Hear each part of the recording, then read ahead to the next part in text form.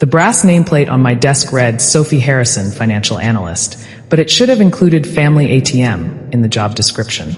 I'd been staring at the same spreadsheet for 20 minutes, not because the numbers were complex, but because my phone hadn't stopped buzzing with texts from my brother Marcus. Mom says you're being selfish again. That house is too big for one person. Family helps family, Sophie. Each message felt like another paper cut, small but deliberately placed. I set my phone face down and tried to focus on the merger documents that needed my approval by noon. The irony wasn't lost on me. I was evaluating a multi-million-dollar acquisition while my family treated me like I couldn't manage my own life. The house in question wasn't just property to me. It was the two-story colonial where Grandma Ellen taught me to read balance sheets at her kitchen table, where she'd whispered, "Never let them know everything, Sophie. A woman's greatest power is in what she keeps private." She'd left it to me specifically, bypassing my parents and Marcus entirely. The will had been clear, notarized, and according to my mother, grossly unfair. That was 3 years ago. The demand started small. Just let Marcus store some things in the garage. Just let him use the address for mail. Just let him host a party there. Each just came with guilt wrapped in familiar manipulation. You have so much space, and Marcus is struggling with his business ventures. His business ventures. That was generous. Marcus had burned through 6 failed startups in 4 years, each funded by loans he'd never repaid, investors he'd charmed and disappointed, and most recently, our parents' retirement savings. His latest scheme involved cryptocurrency, or as he explained it to our mother, the future of money that Sophie's too old-fashioned to understand. At 35, I was apparently both too young to deserve my inheritance and too old to understand innovation. The contradiction would have been funny if it hadn't been so exhausting. My assistant knocked softly. "Ms. Harrison, the board meeting has been moved to 2 p.m. "Thank you, Janet." I smiled, grateful for the reprieve. I needed to handle the situation with Marcus before it escalated further. He'd been showing up at the house unannounced, bringing potential investors to tour his property, telling anyone who'd listen about his plans to renovate once he sorted out the paperwork. The drive to Patriot Bank and Trust took 15 minutes. I'd chosen this branch deliberately. Far enough from my usual office that I wouldn't run into colleagues, but professional enough to handle what needed to be done. The November air bit through my coat as I walked through the parking lot, rehearsing what I'd say. That's when I saw them. Marcus's BMW, the one he couldn't afford but leased anyway, parked crooked across 2 spaces. Our mother's silver sedan beside it. My stomach tightened. They'd coordinated this ambush. Through the glass doors, I could see them at the teller window. Marcus gestured wildly while our mother clutched her purse, her lips pursed in that way that meant she was disappointed but not surprised by someone's behavior. Usually mine. I took a deep breath and pushed through the doors. "And I'm telling you, check again." Marcus's voice carried across the marble floors. "Sophie Harrison. The property on Elmwood Drive. I need to be added to the deed." The teller looked uncomfortable. "Sir, without Ms. Harrison present and without proper documentation." "She's my sister." He slammed his palm on the counter. Several customers turned to stare. "This is ridiculous. Get me your manager." "Marcus." My voice was steady despite my racing heart. "What are you doing here?" He spun around, his face flushed with anger and something else, desperation maybe. Up close, I could see the wrinkles in his usually pristine shirt, the shadow of stubble he'd normally never allow. Whatever financial hole he'd dug this time, it was deep. "Sophie." Perfect timing. His salesman's smile snapped into place. "We're just sorting out this misunderstanding about the house." "There's no misunderstanding." I moved past him to the teller. "I'm sorry for the disturbance. How can I help you today?" "Don't be dramatic," our mother interjected, stepping forward. "Marcus just needs some help with his new venture. The house would be perfect collateral." "Collateral?" The word came out sharper than intended. "For what?" Marcus's jaw tightened. "For my future." "But you wouldn't understand that, would you? Sitting in your corporate tower, hoarding family resources while the rest of us struggle. I work for what I have. You got lucky." His voice rose. "Grandma playing favorites, giving you everything while I got nothing. She gave you $50,000 for your education," I reminded him quietly. "You spent it on. Give me your house, you owe me." My brother screamed in the bank lobby. "You're just a lonely spinster with no family of your own." The bank fell silent. Every eye turned to us. The security guard stepped forward, hand moving to his radio. I felt heat rise in my cheeks. Not from embarrassment, but from years of suppressed anger finally finding its target. "You owe me," he continued, his voice cracking. "For every Christmas I had to hear about perfect Sophie and her perfect grades. For every time Dad compared us. For existing in your shadow while you—" "Mr. Harrison?" The bank manager had emerged from his office. Richard Jeffries, according to his nameplate, was a man in his 50s with kind eyes and an air of unshakable professionalism.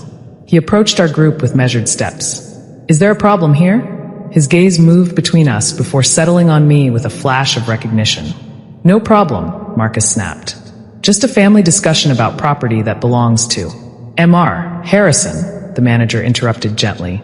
"You're speaking to the majority shareholder." The words hung in the air like a judge's gavel. My brother's face went white. Mom dropped her purse, coins scattering across the marble floor with a series of hollow clinks. "I what?" Marcus's voice barely came out as a whisper. Mr. Jeffries maintained his professional composure, but I caught the slightest upturn of his lips. "Ms. Harrison owns 52% of Patriot Bank and Trust. She has been our majority shareholder for the past 18 months. He turned to me with genuine warmth. "We weren't expecting you today, Ms. Harrison. How may we assist you?" The teller who'd been dealing with Marcus looked like she might faint. My mother stood frozen, her mouth opening and closing without sound.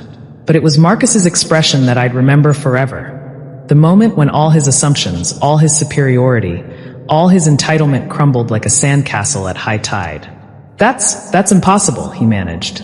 "Sophie works. She's just an analyst." "I am an analyst," I confirmed quietly. "I analyze investments. This bank was undervalued, mismanaged, and ripe for acquisition. Grandma taught me to recognize opportunities." "Grandma's money?" My mother finally found her voice, shrill with disbelief. "You used your inheritance to buy a bank?" "Part of it." I picked up her purse, gathering the scattered coins with deliberate calm. "The rest came from my own investments. Turns out being a lonely spinster gives you plenty of time to study market trends." But you never said." Marcus sank into a nearby chair, his legs apparently unable to support him. "No, I didn't." I handed my mother her purse. "Just like you never asked how I was doing, what I was building, or if I needed anything. Every conversation for 3 years has been about what I could give you, never about who I am beyond your personal savings account." Mr. Jeffries cleared his throat discreetly. "Ms. Harrison, would you prefer to continue this discussion in my office?" "No, thank you, Richard." I straightened my coat. "I actually came here to set up a trust. One that would prevent any attempts to fraudulently access or leverage my assets, including the house on Elmwood Drive." "You can't do this," Marcus stood abruptly, desperation replacing shock. "I need that house. I already promised investors." "You promised them my property?" "I told them about a family estate that would soon be available." "Sophie, please. I'm in trouble. Real trouble this time. These aren't the kind of people who accept apologies." "Then perhaps," I said slowly, "you should have thought of that before gambling with something that wasn't yours to lose." "Sophie," my mother grabbed my arm. "He's your brother. Family helps family." I looked at her hand on my coat, then at her face. The same face that had told me I was too serious, too cold, too focused on money to understand what really mattered. The same face that had never once asked about my dreams, my fears, or my successes unless they could benefit Marcus. "Family," I repeated. "Yes, family does help family. Which is why I've been paying off Marcus's debts for years. Credit cards, failed businesses, gambling losses. Oh yes, I know about those too. I've been protecting you both from the consequences of his choices since I turned 25. You have." My mother's grip loosened. $347,000 over the last decade. I kept every receipt. I gently removed her hand from my arm. I did it quietly because I didn't want to embarrass you. Because family helps family. But family also respects family. And neither of you has shown me an ounce of respect since Grandma died. The bank had gone back to its normal rhythm around us, but our small group remained frozen in our bubble of revelation. Marcus looked smaller somehow, diminished not by my words, but by the weight of his own choices finally catching up to him. "Sophie, he stopped, swallowed. "I didn't know. Because you never asked. You assumed I was lucky, that everything came easy to me. You never saw the 16-hour days, the extra certifications, the nights I spent learning everything Grandma tried to teach us both. You were too busy being angry that she saw something in me that you couldn't be bothered to develop in yourself. I turned to Mr. Jeffries. Please proceed with the trust documentation. I want it ironclad, no loopholes, no ambiguities. And I'll need a restraining order drafted if Mr. Harrison here continues to misrepresent ownership of my property to third parties. Of course, Ms. Harrison. Shall we say tomorrow morning? I'll have our best estate lawyers present. Perfect. I looked back at my family, or what was left of it. Marcus, I suggest you contact those investors immediately and clarify the situation. I won't be pressing charges for fraud this time, but if I hear of you using my name or my property in any of your schemes again, I'll handle it through legal channels. And Mother, you might want to check your own finances. If Marcus is this desperate, I doubt your retirement accounts are as secure as you think. Her face paled further, and I saw the moment she realized the truth. The family ATM was closed, and the one person who'd been protecting them from complete financial ruin was walking away. Sophie, wait. Marcus's voice was small, defeated. I'm sorry. I paused at the door. I know you are. You're sorry it didn't work.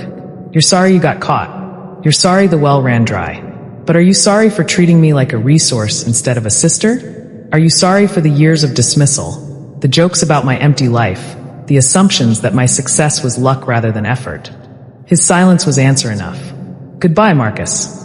Mom. I pushed through the glass doors into the crisp November air. My phone was already buzzing with their messages, but I didn't check them. Instead, I drove to Elmwood Drive, to the house that Grandma Ellen had left me along with something far more valuable than property.